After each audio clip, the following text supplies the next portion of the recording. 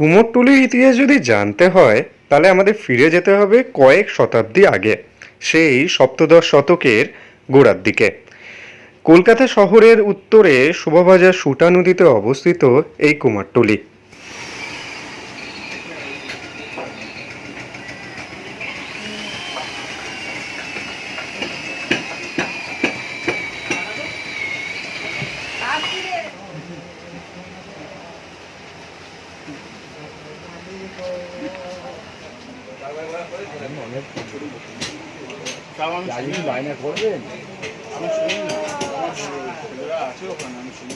অবিভক্ত বাংলায় ১৬০৬ সালে দুর্গাপুজোর প্রচলন ঘটিয়েছিলেন নদিয়া জেলার মহারাজ কৃষ্ণচন্দ্র। পরবর্তীতে পলাশির যুদ্ধের পর ইস্ট ইন্ডিয়া কোম্পানির আমলে ব্রিটিশরা বিভিন্ন পেশার মানুষদের কাজকর্মের জন্য বিভিন্ন জায়গা নির্ধারণ করেছিলেন, যেমন সুরা বিক্রেতাদের জন্য সুরিপাড়া, কাঠের মিস্ত্রিদের জন্য ছুতারপাড়া, কুমোরদের জন্য পটুয়াপাড়া, যা আমাদের এই কুমোরটুলি। এই সময়ই নবদ্বীপ, শান্তিপুর, কৃষ্ণনগর ইত্যাদি অঞ্চল থেকে কুমোররা ভালো আয়ের আশায় কলকাতা শহরে এসে বসবাস করতে শুরু করেন। ১৭৫৭ সালে শোভাবাজার রাজবাড়ির রাজা নবকৃষ্ণদেব কলকাতায় দুর্গাপুজো শুরু করেছিলেন। তখনকার দিনে কুমোরদের সিংহ সম্বন্ধে কোনো ধারণা ছিল না, তাই রাজা নবকৃষ্ণদেবের বাড়ির প্রতিমায় সিংহের বদলে ঘোড়ার মূর্তি ব্যবহার করা হয়। তারপর কেটে গেছে শতকের পর শতক, কিন্তু এই রীতি আজও অব্যাহত। কুমোরটুলির মৃৎশিল্পীদের দক্ষতার কথা আজ সর্বজন বিদিত।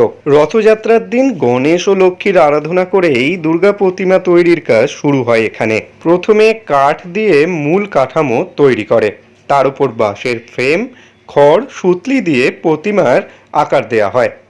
প্রতিমা বানাতে প্রধানত দু রকমের মাটি ব্যবহার করা হয়, একটা হচ্ছে এঁটেল মাটি আর অন্যটি হচ্ছে বেলে মাটি। এঁটেল মাটি দিয়ে প্রথমে মূর্তি গড়া হয়, পরে বেলে মাটি দিয়ে সেই মূর্তিগুলোকে পালিশ করা হয়। আর পাশেই গঙ্গা, মূলত সেখান থেকেই মাটি আনা হয়, কিন্তু শিল্পীরা বেশি পছন্দ করেন উলুবেড়িয়া থেকে মাটি আনতে। ১৯৩৩ সাল কুমোরটুলিতে শুরু হয় নিজস্ব সার্বজনীন দুর্গোৎসব। প্রথমে একচালা প্রতিমা ডিজাইন করা হতো এখানে, কিন্তু ১৯৩৬-৩৭ সালে কুমোরটুলির বারোয়ারি পুজোয় ঘটে গেল এক দুর্ঘটনা। এখানে কোনো কারণবশত আগুন লেগে যায়। এরপর থেকে কুমোরটুলিতে দোচালা ডিজাইনের প্রতিমার প্রচলন ঘটান শিল্পী গোপেশ্বর পাল। শোনা যায় দুর্ঘটনা ঘটে যাবার পর শিল্পী গোপেশ্বর পাল এক রাতে দুর্গা প্রতিমা নাকি তৈরি করে দিয়েছিলেন, তবে সেটি একচালা প্রতিমার বদলে তিনি করেছিলেন দোচালা প্রতিমা। একচালা প্রতিমা ভাঙার প্রধান কারণ তিনি মনে করেছিলেন, মা যদি যুদ্ধে যায় তবে কি ছেলে মেয়েদের সঙ্গে রেখে যুদ্ধে যাবেন?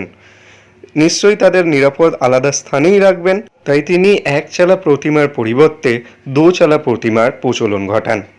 জানা যায় যে তিনি তার ৯-১০ বছরের মেয়েকে দাঁড় করিয়ে দুর্গা প্রতিমার মুখমণ্ডলে রূপ দিয়েছিলেন। এমনকি গোয়ালঘর থেকে মহিষ এনে এবং দেহপেশি বানানোর জন্য ব্যায়ামবিদদের দেহর গড়ন দেখে মহিষাসুরও বানিয়েছিলেন।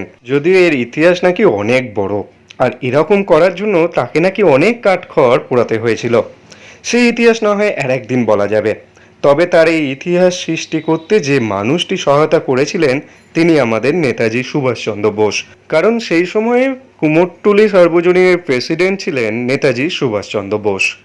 এছাড়াও কুমারটুলির শিল্পীদের মধ্যে অন্যতম জনপ্রিয় হলেন মোহনবাসী রুদ্রপাল, তার দুই পুত্র সনাতন পাল ও প্রদীপ পাল, গোড়াচাঁদ পাল, রাখাল পাল প্রমুখ। শুরুর দিকে কেবল পুরুষরাই প্রতিমা বানাতেন, কিন্তু ১৯৯০ সাল থেকে দুই শিল্পী মালা পাল এবং চায়না পাল শুরু করেন প্রতিমা নির্মাণের। পরে মিনতি পাল, সোমা পাল সহ আরও ৩০ জন মহিলা, তারপর আরও মহিলাগণ এই প্রতিমা নির্মাণে যুক্ত হয়েছিলেন।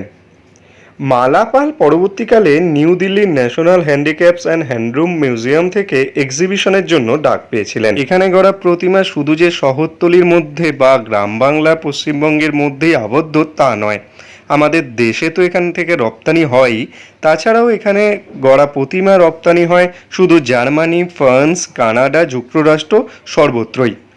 প্রায় ১২,০০০-এর বেশি প্রতিমা নাকি প্রতি বছর তৈরি হয় এখানে। কমপক্ষে ৯০টি দেশ থেকে এখানে প্রতিমার বায়না আসে।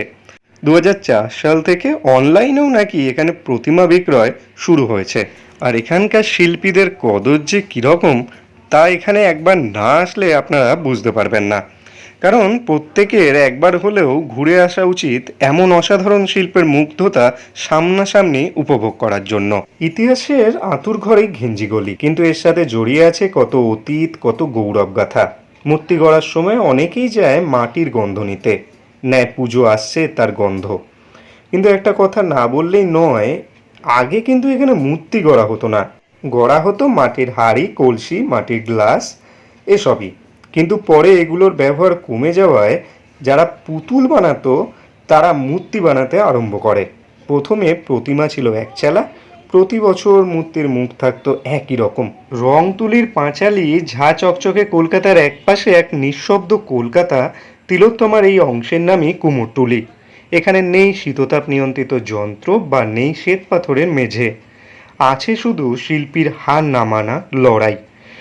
ইট কংক্রিটের দুনিয়ায় এক মাটির ভুবন। কুমোরটুলির পল্লী সরু তস্য সরু গলি, আর এখানেই উমা মৃন্ময়ী রূপ নিচ্ছেন তার 4 সন্তানকে নিয়ে।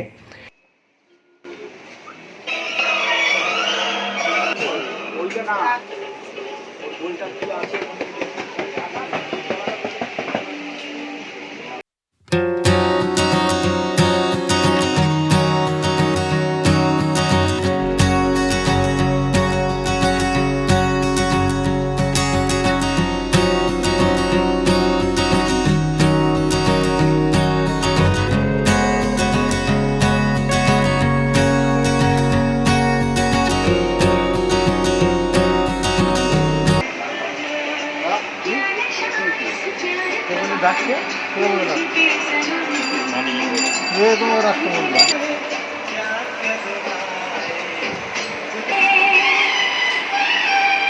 লাগানো ডবল লাউ গাছ, একটা লাউ গাছ আছে।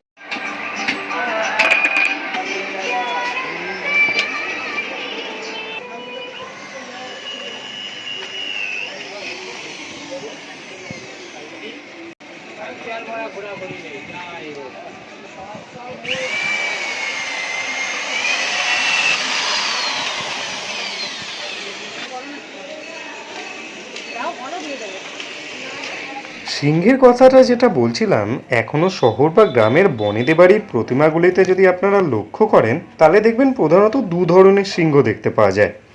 কিছু প্রতিমার সিংহ সাদা রঙের, গঠনে ঘোড়ার মতো এবং সেগুলির মুখ অনেকটা ড্রাগনের মতন দেখতে।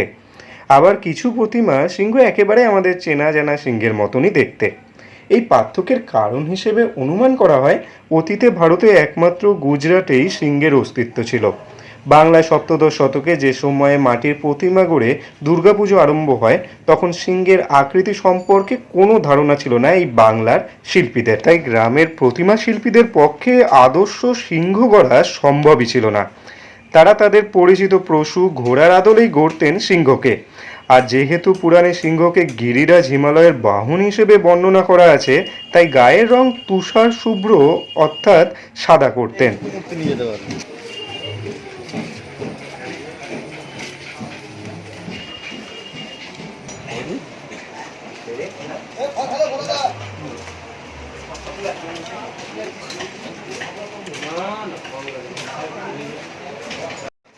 পরবর্তীকালে সিংহের ছবি দেখে তারা রূপ পরিবর্তিত করেন।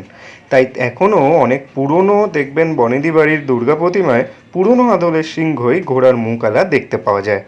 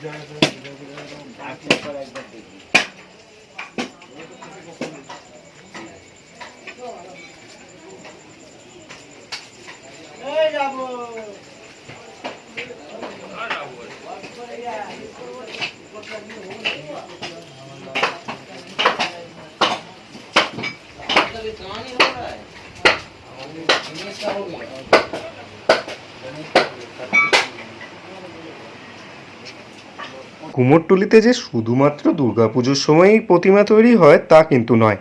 বাঙালির 12 মাসে 13 পার্বণ, তাই সারা বছরই এখানে প্রতিমা গড়ার কাজ হয়। তাই বছরের যে কোনো সময় গেলে আপনারা এখানে একই রকম ব্যাপার দেখতে পারবেন।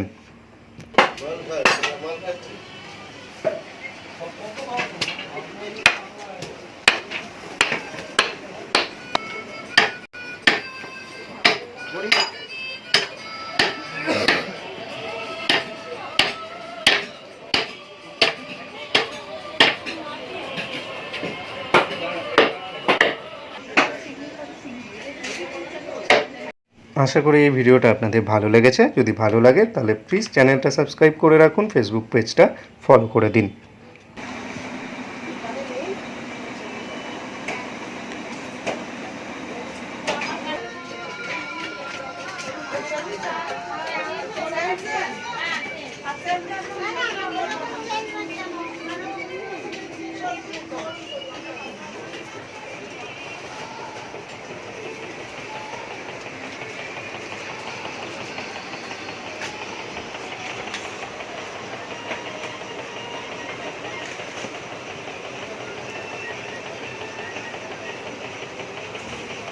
কুমোরটুলিতে আপনারা আসবেন কি করে?